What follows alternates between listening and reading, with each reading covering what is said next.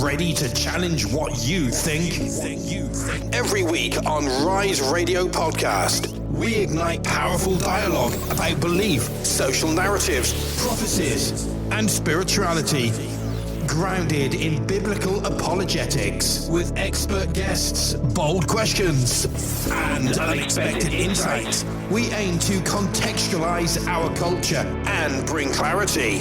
This isn't about small talk. It's big questions answered. Rise Radio Podcast. Let the truth rise. Hello and welcome to today's episode of the Rise Radio Podcast. You can find our podcast on Spotify, Apple Podcasts, YouTube, and on our landing page, which is at rseonline.org, all one word. And this podcast exists to try and share the discernment and concerns about the generation and the culture that we're in, but to also plant seeds of the truth of the gospel of Jesus Christ, which is our only solution to what we see unfolding in the world. So there's a concern recently about the rise in ecumenicism. It portrays a counterfeit uniting and oneness with false gospels, and this is something we're going to touch on over the next few weeks, both on the podcast and on the YouTube videos.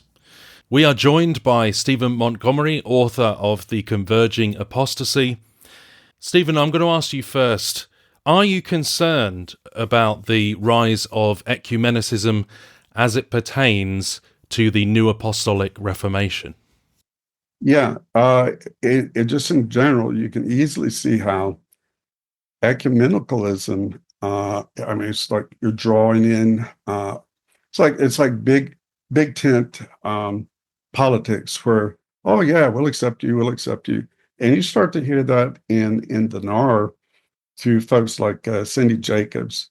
We cannot, I'm just totally paraphrasing, we cannot move ahead or expect God to work fully until we have complete unity between Catholics, I think she said Russian Orthodox and evangelicals. Well, that's kind of an interesting statement, isn't it? But the thing is that Solovyov also said that, and which pope was it? One of the popes said he was the most admired for his ecumenical spirit, his way of looking at stuff. So, yeah. Yeah, because we're actually seeing some of the New Apostolic Reformation leaders getting increasingly involved in politics. Like, for example, you've got Paula White, who is involved in the faith office at the White House now. My book could be added to, like, daily, as you can imagine. So the things I have about Paula White and her connection to the NAR, they're already dated because, it's like one of the last podcasts I did with John Collins, we were talking about Paula White and the fact that she is offering $1,000. No, excuse me. If you give $1,000 to a ministry, you will receive a personal angel. So if you look at the writings of Martin Luther in the Reformation, you'll get something about buying and selling spiritual gifts. It doesn't really work that way. And she obviously is not aware of that or could care less, who knows. But yeah, that's a big problem. And we're certainly seeing a lot more polarization when it comes to the left and the right in politics. Do you see this convergence being any way related to the shift to a harder and harder right in politics? Yeah, that's another one. It's sort of like by baby steps, but put it this way, if I can do it succinctly. Going all the way back to Jane Lead and then traversing through the Lateran prophets and then on to the NAR. But the NAR folks are trying to be more careful to step around this. Jane Lead very specifically says, even if the Spirit reveals something contrary to the Word of God, you must continue with the Spirit because it's not as if he's stopped revealing new truth. Okay, so you see that with Bill Britton, clearly, and he'll state it similarly to that. George Warnock, he says, the realm of the spirit is not static, but it's exciting and new. And Bill Britton says, God is faithful to reveal new and exciting revelations in the end times. So that kind of idea of ongoing, moving on to greater and greater revelation. One of the themes in my larger book, Converging Apostasy, is that of anti-Semitism and race. Okay, so you can find that kind of, there's a thread that runs all the way back to precedents set by Valentinus, then through Blavatsky and Bailey and the Occultic World.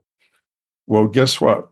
It also, because of the idea of ongoing revelation within the so-called Christian right, they have gone on to new revelations about race.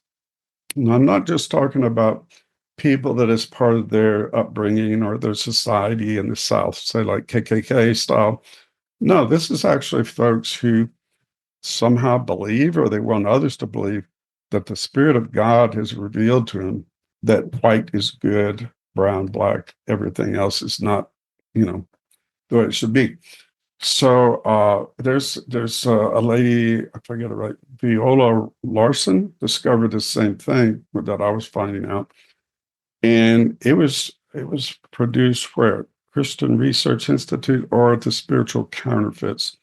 And what it talked, Viola Larson's her name, what it talks about is because of this idea of ongoing revelation, what's the latest thing? What's the latest trend, right, in revelation? That people from the latter rain have taken that next big step on into what some people call Christian identity. Christian identity movement they're not necessarily charismatics or latter rain folks, though some have come from that route. They are the kind of folks that might show up at, say, a rally of some sorts and want to engage in physical violence. They also are the kinds that are proclaiming that in the end of days, they will rise up as a force together and cleanse the country of all the evildoers, which mostly they think are Jews. And so, yeah, that kind of bleeds in, as you can imagine, into neo-Nazi stuff. So it's just kind of like, how far do you want to go with this stuff, right? Yeah, and we certainly see a shift in that online as well, in certain niche circles where people are being drawn in to these ideas and these extremities. And in fact, it reminds me in the book of Revelation that the dragon will pursue the woman who is interpreted as Israel. Yep. In my personal readings, I try to just read whatever from the Bible in the Old Testament, but in the New Testament, I try to circulate. I just go, okay, Matthew, and I'll just keep going through Revelation, and I'll start over, just to kind of try to keep everything fresh. But recently read the one that says, there will even come a time when they will kill you and think they're doing a service to God. Okay, so some people try to interpret that as, well, yeah, look what they did. Nero and all those bad Roman emperors, they did try to kill him. Well, I think you can apply that to what these folks are claiming they will do. I can't promise it's that way because I'm not a prophet. So I'm not going to say that is the word of Stephen Montgomery, because I wouldn't dare to even try that. But yeah, that goes also, just something that hops into my mind about that is back to Solovio. He had a short book, which was neither pro or anti, but it's called A Short Story of Antichrist. And so the way he describes it is kind of interesting. He says that there would be a leader who unites. That's the ecumenical thing. He will unite all people and bring peace and cooperation between the nations. But then he will turn evil and he will instigate people to have these great celebrations in which they kill those that are opposed to him. Okay, so this is all yo, and so you have to take him in context. There's a lot of stuff I couldn't tell you that quickly about him. But if I take a very quick sidetrack, because the manifestation of the sons of God is mentioned in 8th chapter of Romans. Okay, so what is it? People interpret it a lot of different ways. The folks that are into this movement, and I'm saying the Christian side, say that's the time of perfection. Okay. What does that mean? Do you sit out in a commune and wait to be manifest as a son of God, as some people did? No. What happens to be one of those it's like in the deep end of all these sonship teachings is this. They say, no, what it's really talking about is the sons of God in the heavenlies will be made manifest. Interesting, because if you take that step, then what you're doing is you're duplicating or running parallel to the idea that Alice Bailey said about the externalization of the hierarchy. You see, so both of you have one on the right side, one on the left, but they're essentially talking about this upcoming moment of divinization, essentially, followed by a sacred purge, essentially.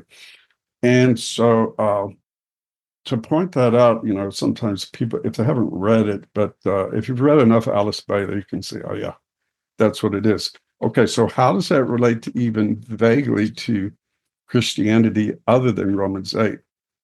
Well, what they really, really like to do, and this is where they say, oh, we're always getting accused of being spiritists and spiritualists.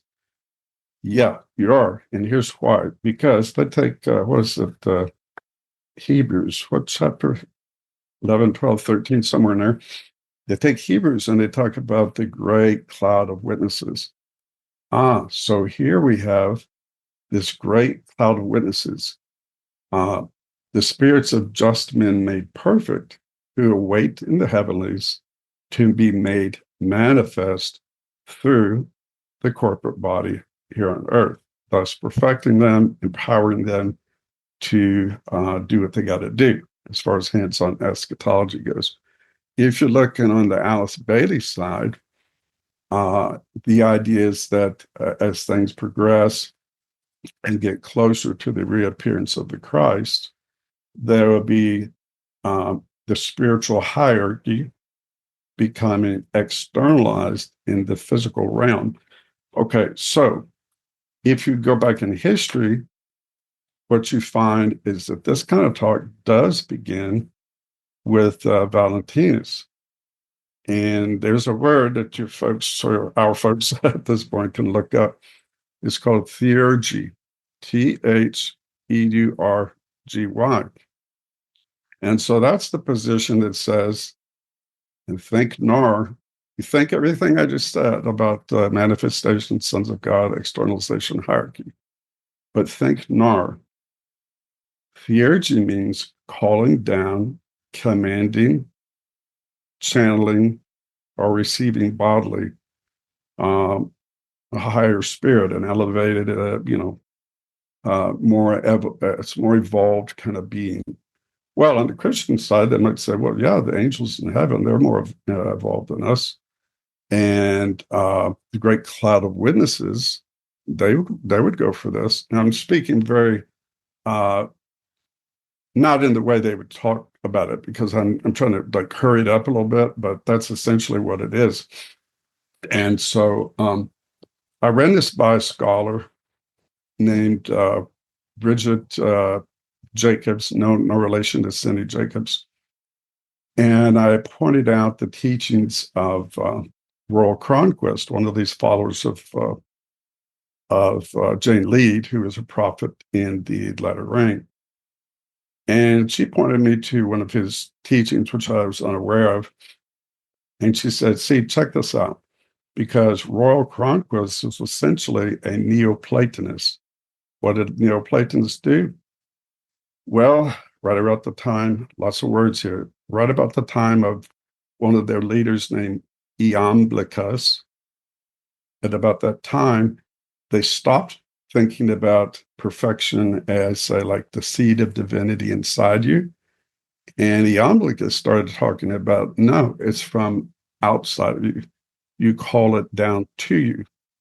And so if you look at St. Jacobs and these guys in the NAR, they really love this idea of commanding God. You know, God has to follow his laws, and I will tell him what to do now. That's not really far from all these folks. So for Valentinus, he would say literally, you're receiving in your bridal chamber. People get kind of off on Mike Bickle for his discussion of that, but it's been around for a long time. So in the second century, Valentinus says, the way you become perfect is that you bodily receive your personal bridegroom spirit in the bridal chamber. Okay, this is perfection, sinlessness for him. So if you move on up a few hundred years, then you get the Neoplatonists like Iamblichus, similar talk. Then you go up to the latter rain, you get Jane Lead. Now, I've been referring back to her, but now's the way to get to the perfection thing. How do you become perfect? Well, if you ask Jane Lead and read enough of her writings as I have, you find out that she says, spirits of light will descend and enter into bodily vehicles to make them all godified as Christ, meaning multiple Christs. Spirits of light descending into your body. You might see that on a creepy movie sometime, sci-fi kind of movie or whatever. Well, guess what? Bill Britton says that in much depth. He's more deft and more subtle about the way he says it. He describes it as God's two armies, one in the heavenlies, one on earth. They will come into union, and this will be the consummation of the ages. So yeah, they kind of get that icky sexualized language from the esoteric world. Go to Royal Cronquist. He says it so explicitly. I'll see if I can paraphrase. Okay, in his writings, which went up to about 1994 until he passed away, he calls them epistles of the kingdom because he's assuming that all of them are prophecies. God is speaking through him. So he says they, capitalize, will tabernacle within us, and they will do this spirit, soul, and body. And he calls them the great cloud of witnesses. So you see, you have like at least three angles to this. Well, if you count Valentinus on the esoteric side, which is easy enough, you get two main sides. So it's kind of like a snake with two heads coming at you from two directions. Now, the idea of a converging apostasy is saying, well, either are already connected, or it looks like there's baby steps in that direction to where they would be connected. But there you have it. I mean, it's made its way into the teachings of latter rain folk through Jane Lee. So, do you think these are real spirits? Personally, I think whether they are or aren't is really not for me to decide. But here's what I would say is, I would say if somebody is anticipating this experience, like what they say, the Feast of Tabernacles, that's when the spirits tabernacle in your body. If they're waiting for this to happen, and they pull this, which a lot of times happens with deceivers. They say, well, why hasn't it happened? I mean, we're doing everything God wants us to do. Now's the time. Then some new teacher would come along, and they'll kind of revamp it a bit, just like the NAR revamped Taking Dominion. They call it 7 steps, obviously. So they revamp this idea of receiving spirits and maybe just say, okay, whatever, we're perfect now. Let's rule and reign. Let's carry out the sacred purge. So whatever it is, like whatever would happen inside your mind, if you thought this was going to occur, it's an ideological go ahead to fulfill all the other things. And it's obviously a real big perversion of scripture. And to me, it's just like about as blasphemous as you can get. Yeah, the power of suggestion and all of these psychological tactics that are used to manipulate people. I just don't, because I've seen so many people claim that this is going to happen now and it didn't happen and yada yada. I just wait and I say, I like the fact that Jesus said, no one knows the hour or the timing of these things, right? So he says, not the angels, it's God alone, the Father, who knows the timing of things. Yeah, and there's warnings about these things in the New Testament, in books like 2 Peter, about commanding angels and that kind of presumption. Yeah. So, I mean, I don't know how they claim to be, really having their noses into the scriptures. I'm surprised they don't read those things. So. Well, it's a very Gnostic thing, isn't it?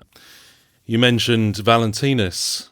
It's a trait of Gnosticism for people to see themselves as above their station, with this kind of spiritual pride and everything that comes with it, salvation by knowledge.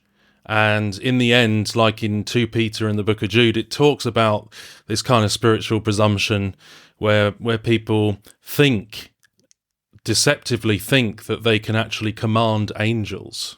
It is. And I can tell you that of the 10 themes that I'd look at, there's no need to list them all right now, but of the 10 themes I look at in the Converging Apostasy, I believe Valentinus fulfills all of them, or promoted all of them.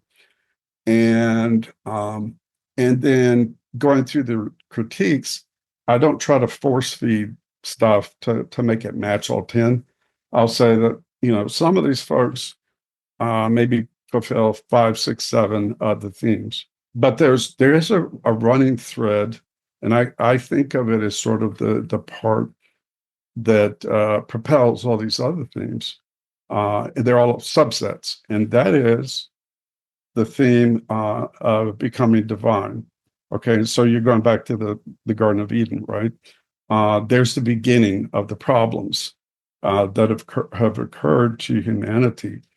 And so I think I call it something long-winded, like deification based on the original lie, or something like that. You shall be as God. Yes.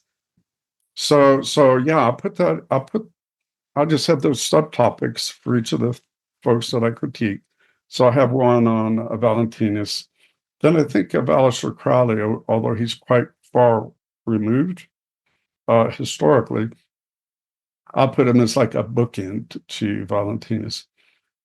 If I can try this really quick, David, I'll see if I can do it. And you'll see how this can go into Hitler's ideas. This can go any kind of philosophy that could be dangerous. Valentinus essentially had the same sacraments as the rest of the church in his day. He was really hoping to be the bishop. And I don't want to say it wrongly. I think he was an Alexandrian, so he's essentially an Egyptian. He wanted to be bishop. He barely missed. And so, writers like Tertullian, church fathers, would say that he had a vengeance, a revenge to have on the church. So he has the main sacraments, but he adds 2. One is called, so here we go, the bridal chamber. That's where you get all this. You get that from, actually, even people that preceded him would talk about hierogamos, which is like, a stand-in for a priest and priestess will engage in actual intercourse, and they think that somehow manipulates the gods to give them good crops, stuff like that. So yeah, he had the bridal chamber, which obviously is not a sacrament for the rest of Christendom. So what he got out of that was, one, that was the time of receiving, of letting in, and yes, he has sexualized comments, of letting in the bridegroom spirit. And so that would bring about perfection. But it also brings about this idea of a kind of like a spiritism thing. Okay, his other new thing that he brought to the sacraments, he called it, what did he say? Well, essentially what it was that he was acting like it was a restoration of your position in Christianity, what he thought was Christianity. But what it did was you renounced Jehovah. Okay, so that actually is one of my themes. I call it the devil reborn. How would you get anybody to think the devil's good, right? So he said, Jehovah's not the good guy. And he'd say the other part connected with that was, of course, the Jews who followed Jehovah. Now we have a precedent set for some sort of perfectionism tied with some sort of spiritism. And then you have this anti-Semitic sort of thing. And going along with that, it's almost like by default, it falls into this idea, which you see so readily with Blavatsky and others, excuse me, of they're more either satanic or they call themselves Luciferian. But that can easily be shown to be, if not directly from Valentinus, just some of the other people he influenced, Yeah, you're describing the demiurge, right? Where they have this belief that the God of the Old Testament, quote unquote, is a lesser being and a violent and oppressive God and different to the New Testament. I know that there was a heresy called Marcionism around the time of the early church where they would separate the God of the Old Testament and the God of the New Testament and claim that they were different. But essentially, well, actually that's something that I sadly fell into a number of years ago when I was kind of influenced by Gnostic views. But yeah, it's basically the demiurge they're describing, right?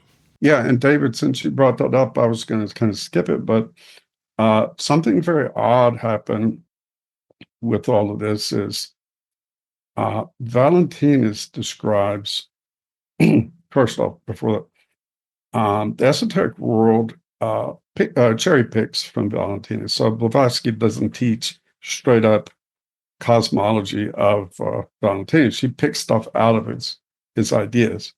And same would go with Alice Bailey and others. That is something that you can see today with, purely satanic folks. There's one group that's called the Church of Azuzel. And then there's one that's, I know where I was going with that. Okay. So Valentinus, in his writings, you have this strange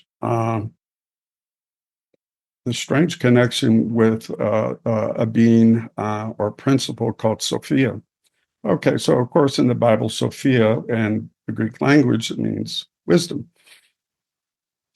So, but check out the way Valentinus and those who followed him and tried to cherry pick him, they say this: Sophia was plunged out of the heavenlies for longing to be like God, or longing to look into his secrets, or even lusting after God.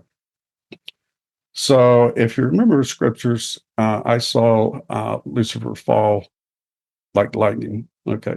So they're kind of fulfilling Valentinus, his ideas are completely fulfilling that and running parallel to that.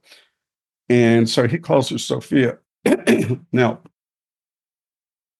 what happened later in, say, if we go way fast forward all the way to Jane Lead, she doesn't say that through some Bible study she got her ideas. She does claim to be highly influenced by Jacob Boehme and John Portage, who had similar mindsets. They were really into angels and magic and astrology and Kabbalah. But what she counts as her initial revelation to follow all these ideas, she called Sophia the great goddess, the spouse of God, the wonder of wonders. She had a lot of different names. She called them literally God's Holy Virgin. You know, she'd have these different phrases for it. But she claims that she was in the forest, really, really trying to pray hard and learn what she needed to learn. And she get these headaches, and then suddenly this beautiful woman appeared to her, and that was, to her, was Sophia. Wow. And Sophia said some mumbo jumbo, and it's kind of like the Mormons, right? Like with the angel appearing to Joseph. She says apparently she said, "Take good heed to thy mother's counsel, and I will open unto you the secrets of revelation." So yeah, throughout Jane Lead's writing, she refers to this. Now, you don't run into that, at least I haven't found it openly, with the Latter Rain folks who borrowed from Jane Lead. But it's interesting that you do find it in other, like I said, openly satanic groups. This Church of Azazel, they say that the true name for Lucifer is actually Sophia. If you ever watched the movie, I think Tom Hanks starred it, what was it, the Da Vinci Code? There's this Baphomet, and it's translated to Sophia. Baphomet is another word for the devil, for Lucifer. And so that kind of stuff, that kind of parallel thought going through the ages, it just kind of raises questions like, okay, well, how did that come about? But yeah, for sure, Jane Lead had that idea, and also went into, there's another guy. He is one of those ones that's, he denies that the Holocaust came. He says that there will be a Sophietic purge, which will require human participation. Oh, so it's not like we're going to pray to Sophia and she's going to help us out and gain wisdom. No, there's going to be a purge of the earth, and it will be in accordance with her. Or then you get in Jane Lead's writings, and just about everybody in the esoteric world, they say that she is able to present herself as male or female. And you find that in Kabbalah also. It's just, it's like rampant all over the place, that concept. All the way back to Plato, you get that kind of stuff. So if I can hop over to another little spot over there that I talked to you earlier about Vladimir Solovyov in Russia, very influential. He knew Dostoevsky and Tolstoy, and they admired him. He's quite an intellectual. He did lectures and so on, and did a lot of writings. Supposedly, other than studying the writings of Valentinus, that could be one where you get some of these ideas, and Kabbalah, and I left out one, Emanuel Swedenborg, he studied his stuff. Solovyov also said that he had 3 encounters with a being called Sophia, and he described her as all the beauty of feminine beauty, just a wonder, and that in his mind, she led him, almost like what in Christian circles we would say, Holy Spirit leads us in all truth. She led him, probably like a ring through his nose, to all the untruth that he found. So he has this he has this claim that he was in a library trying to learn more about stuff, and he says it's almost as if he was taken step by step, and everywhere he went, he found her again being presented. So it's like if he's doing going through all the esoteric world, well, yeah, he probably would run into her again and again, because Valentinus would be one spot, and the feminine, masculine versions that you get from Kabbalah and so on. Yeah, and some of them falsely claim that she is the Holy Spirit as well, right? So yeah, yep. So it's like their counterfeit version, and I've seen some people drawn in by those lies and deceived as well. So easily done in this time when so much of this is around. But I mean, the goddess figure is nothing new, is it? There's been the presence of a false goddess figure throughout history in many different cultures, through Rome and Greece, Babylon, and various others. So there's nothing new under the sun. Yep. But it reminds me also, in the book of Revelation, the harlot is drunk on the blood of the saints.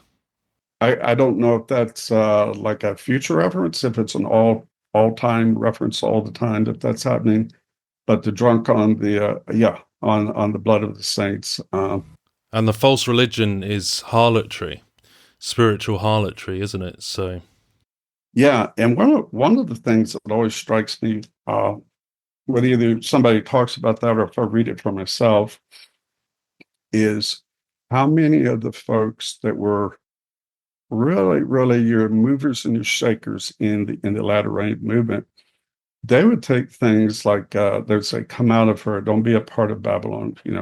Well, essentially, what they were telling folks, excuse me, is if you want to go there, they're saying, "Come out of the faith that was once delivered."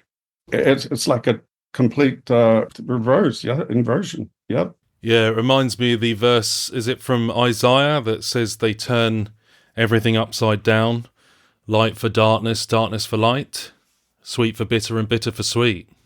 Absolutely. Yeah, and one of the guys that I did talk to, now this was back in the day when cell phones were not there and personal computers were not there yet. But I talked to several times to the initial head apostle of the latter rain movement. His name was I mentioned George Houghton. So that was one of his big things. He would talk about constantly, come out, don't be a part of the destruction, but there was something else I was going to tell you about that. But yeah, that whole thing, it's astounding how they'll take things and just invert them. And we have that book by Bill Johnson and Lance Wallnau, which is called Invading Babylon.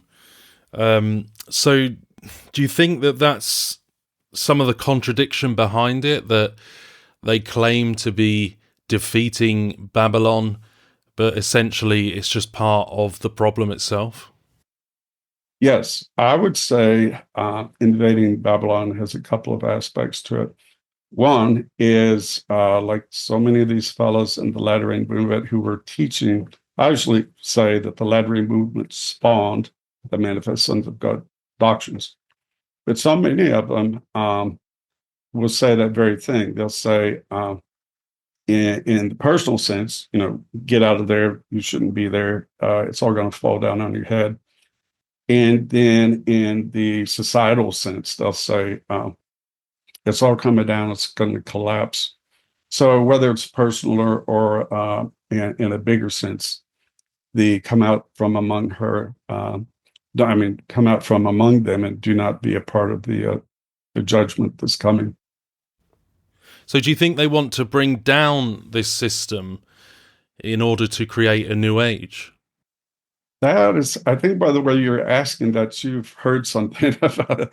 Yeah.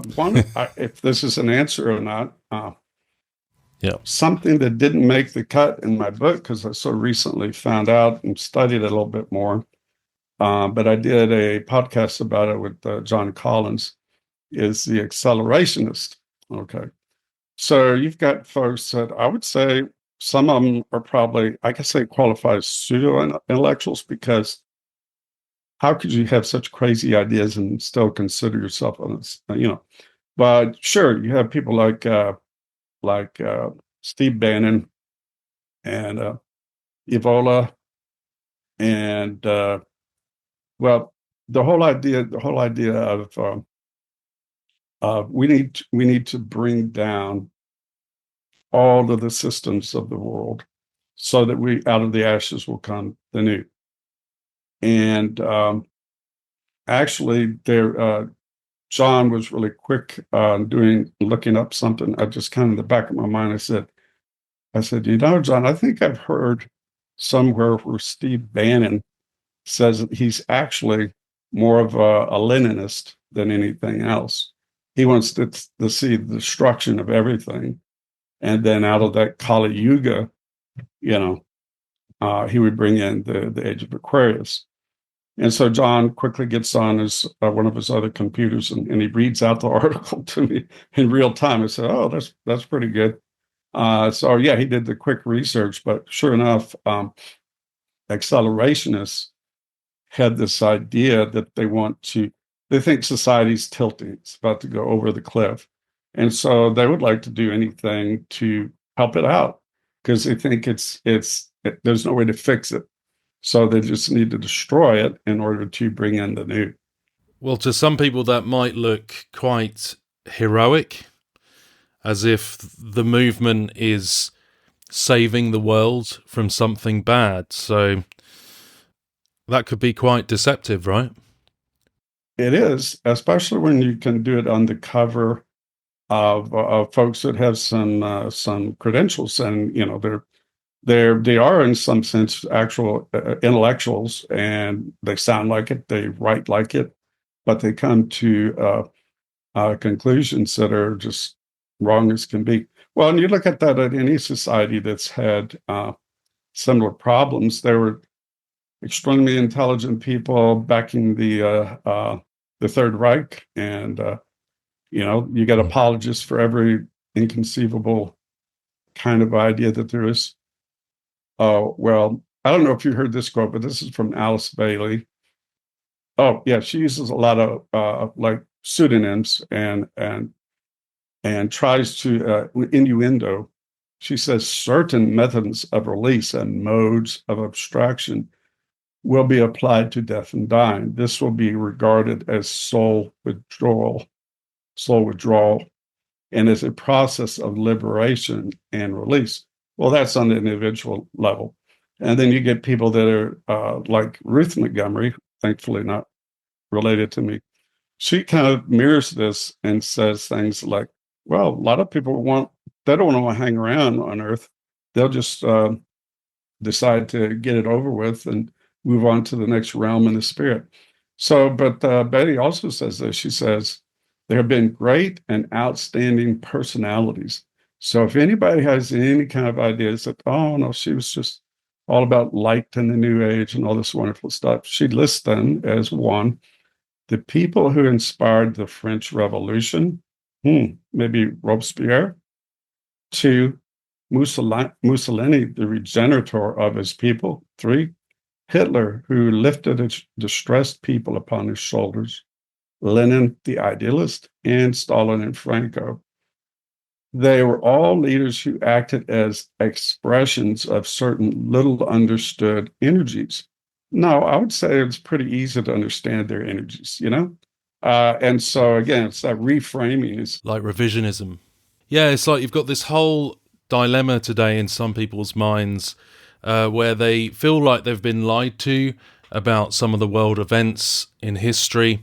And it kind of pushes a few people to get this unhealthy level of suspicion to the point where they start to reframe and revise even things like what happened in 1930s Germany, to the point where they turn it on its head and start to say that actually the leader of Germany during that time, that of course committed some heinous atrocities, that he is actually seen as the hero in some of these niche groups. The implications of that are scary. Yeah. Yep. And this scary thing, I was talking about this with my wife and some folks at Sunday school class that I attend, is the deep fake thing and the artificial intelligence generated messages that are applying to the very thing you just said, being able to be revisionist, to say, oh no, they got that all wrong. What you need to really hear is yada yada, and they tell you what you need to hear. Yeah, and of course, Adolf, the leader of that regime, was into the occult as well, wasn't he? I've heard people say different things, like when you get with scholars. Unfortunately, there's something, I really hate to say this. I don't really call out scholars because they would call me out easier than I could call them out. But the thing is, sometimes if you're reading a scholarly text, book, article on whatever topic, they'll be so located in the minutia that they can't clearly state anything. They're kind of revolving around defining such phrase and so on. So I've read some people who should know and basically do know about the Third Reich, but they're not really willing to put their foot down anywhere, because there's been other scholars who have already said, no, that can't be. They have to live within the scholarly community. So do you think the New Apostolic Reformation and the Latter-day Reign and where all of this movement came from, do you think that their ultimate goal is to establish a kingdom now on the earth as like a post-millennial theocracy? Or actually, some people say that the better word would be ecclesiocracy, kind of like a rule of the church before Jesus Christ returns. Do you think that that's their ultimate goal? Yeah, it's a complex question, but the easy answer is yes. How I would qualify it is just to say that the way I put it in my book is I say, like in math, you have an order of operations. So I say the order of operations of their, quote, hands-on eschatology is such that they're both awaiting the arrival of whomever returns first. Okay, so if you look at scripture, then it's not really Christ who arrives first. There's this build-up or, devolution into all the big time problems that we've been warned about. And then Christ returns. So, yeah, and I really haven't studied myself thoroughly all the different versions of millennialism. But the way I look at it mostly is that I've seen the Apostle John, and then he's got some real good credentials in the people that followed his idea.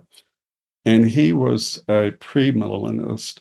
And I don't think rapture was really introduced that much, but the idea fairly simply would be that it gets worse.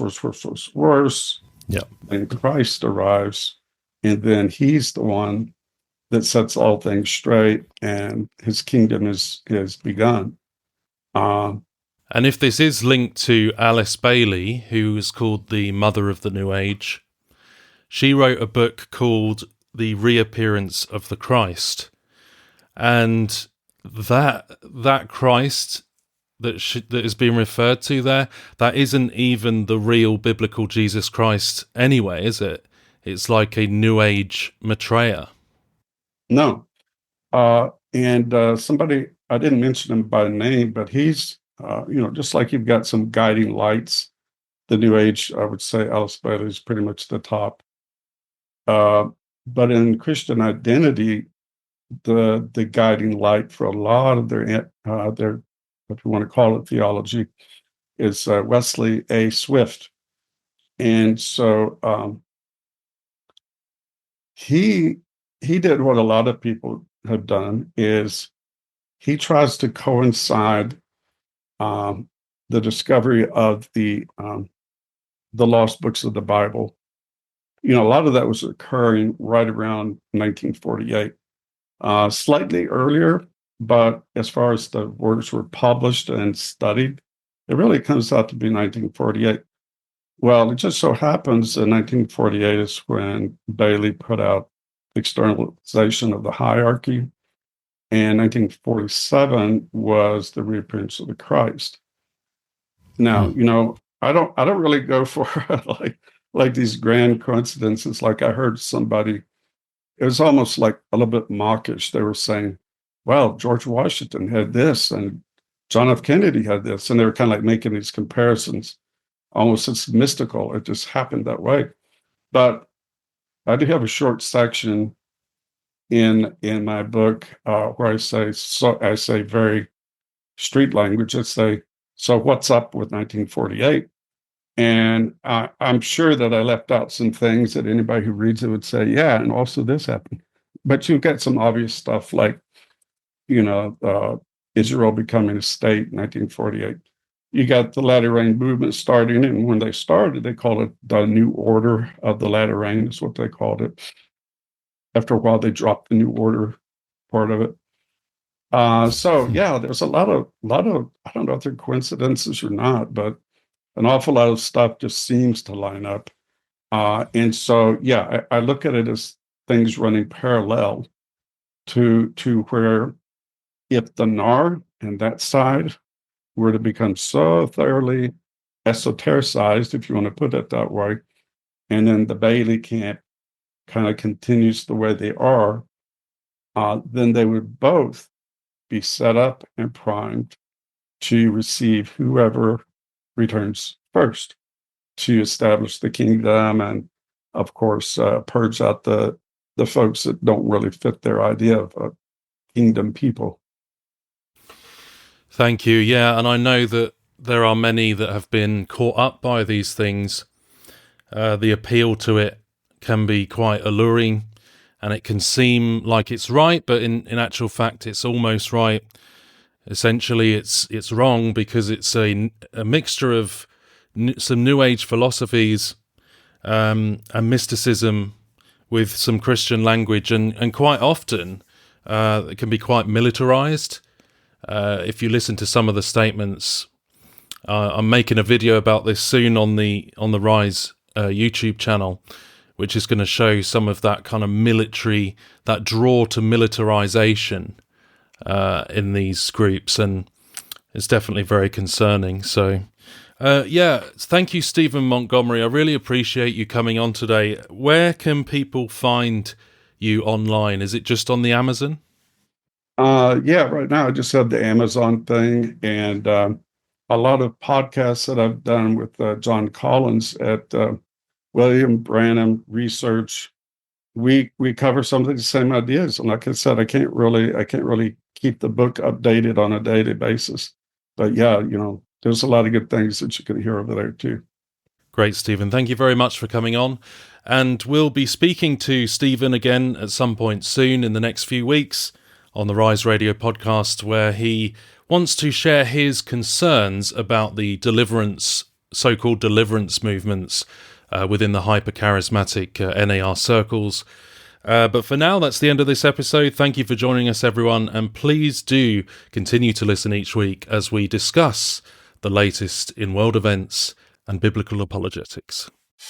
Are you searching for a podcast that discusses the most important issues of our day, all from a Christian perspective? Then add Rise Radio to your podcast playlist. Rise Radio explores topics that are shaping our world: philosophies, social narratives, belief systems, prophecies, strange phenomena, as well as spirituality. No topic is off limits. Rise Radio is about sharing the good news of Jesus Christ across the planet. Listen now on Spotify, Amazon Music, Apple Podcast, Buzzsprout, and wherever you get your podcast. Rise above the noise. Discover the truth. Tune into Rise Radio on your favorite podcast player right now.